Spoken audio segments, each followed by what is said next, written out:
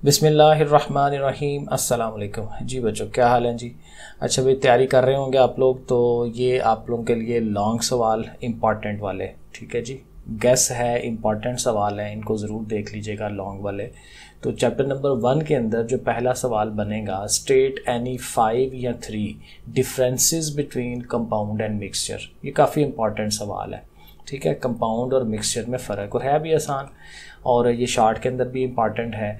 Explain 2 types of molecules on the basis of types of atom, ठीक है जी। Atom की types के हवाले से 2 मॉलिक्यूल्स की जो टाइप्स हैं वो आपने एक्सप्लेन करनी है। और तीसरा सवाल है define atomic number and mass number with example.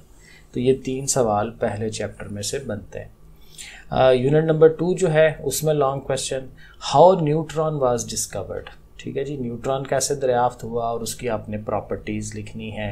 Compare the difference between Rutherford and Niels Bohr's atomic theory. दोनों में फ़र्क जो है आपने बताना है कि रदरफोर्ड क्या कहता था और नील बोहर जो है वो क्या कह रहा है, तो दोनों में फ़र्क जो है आपने बताना है। और तीसरा सवाल है स्टेट एनी 4 और 5 प्रॉपर्टीज़ ऑफ कैथोड रेज। ये इंपॉर्टेंट सवाल है काफ़ी। तीसरा यूनिट जो है इसमें क्वेश्चन बनता है discuss any 3 important features of modern periodic table. जो नया जदीद मॉडर्न पीरियोडिक टेबल है उसकी 3 इंपॉर्टेंट खसूसियात आपने बतानी है। एटॉमिक रेडियस क्या होता है और उसका ट्रेंड बताना है पीरियड्स में और ग्रुप्स के अंदर, ठीक है जी। और फिर तीसरा है इंपॉर्टेंट सवाल है शील्डिंग इफ़ेक्ट क्या चीज़ होती है, और उसका आपने अगेन उसका भी ट्रेंड बताना है ग्रुप्स में और पीरियड में।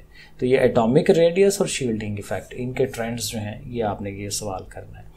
फिर चैप्टर नंबर 4 में आए तो पहला सवाल है write down the properties of metal. Metal की खसूसियात, अच्छा सवाल है ये। Explain hydrogen bonding with 1 example, ये भी।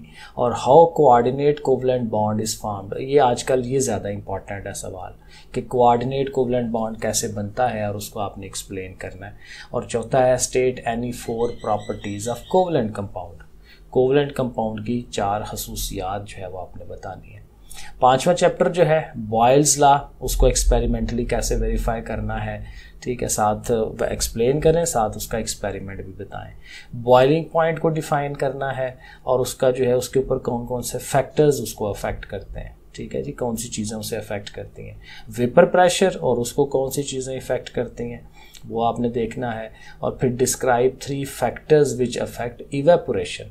तो ये बॉइलिंग पॉइंट, वेपर प्रेशर और इवेपोरेशन, ये 3 चीज़ें आपने लाजमी याद करनी है। यूनिट नंबर जो 6 है उसमें मुश्किल ही है, वैसे लॉन्ग आए क्योंकि ये इस 7 के साथ वो 8 बना रहा था, लेकिन फिर भी देख लें। Explain how dilute solutions are prepared from concentrated solution. Concentrated से डिल्यूट कैसे बनाया जा सकता है। Comparison between suspension and colloid, ये अच्छा सवाल है, शॉर्ट में भी लॉन्ग में भी। सस्पेंशन और कोलाइड में डिफरेंस बताना है। और 4 करैक्टरिस्टिक्स ऑफ कोलाइड, कोलाइड की 4 खसूसियात। ये मेरे हिसाब से शॉर्ट के लिए ज़्यादा अहम है ये वाला सवाल। यूनिट 7 जो है उसमें देखें राइट डाउन 4 और 5 rules of assigning oxidation number of an element. ये अच्छा सवाल है, ऑक्सीडेशन एंड नंबर जो है असाइन करने के रूल्स, ठीक है। इलेक्ट्रोप्लेटिंग क्या होती है और क्रोमियम की इलेक्ट्रोप्लेटिंग, और इसी तरह इलेक्ट्रोप्लेटिंग की डेफिनेशन और साथ सिल्वर की, ठीक है। एक क्रोमियम की इलेक्ट्रोप्लेटिंग है और एक सिल्वर की इलेक्ट्रोप्लेटिंग है। रिडॉक्स रिएक्शन जो है वो एक्सप्लेन करना है 2 एग्जांपल्स के साथ। और रस्टिंग ऑफ आयरन जो है ये भी एक अच्छा सवाल है।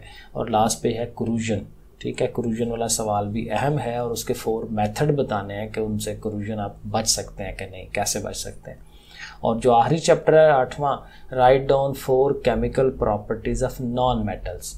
नॉन मेटल की खसूसियात बतानी है 4 केमिकल वाली, और फिर मेटल्स क्या हैं और उसकी 3 से 4 प्रॉपर्टीज़ मेटल्स की बतानी है। ले जी, ये इंपॉर्टेंट सवाल है, इनको ज़रा लॉन्ग सवालों को ज़रा देख लीजिएगा।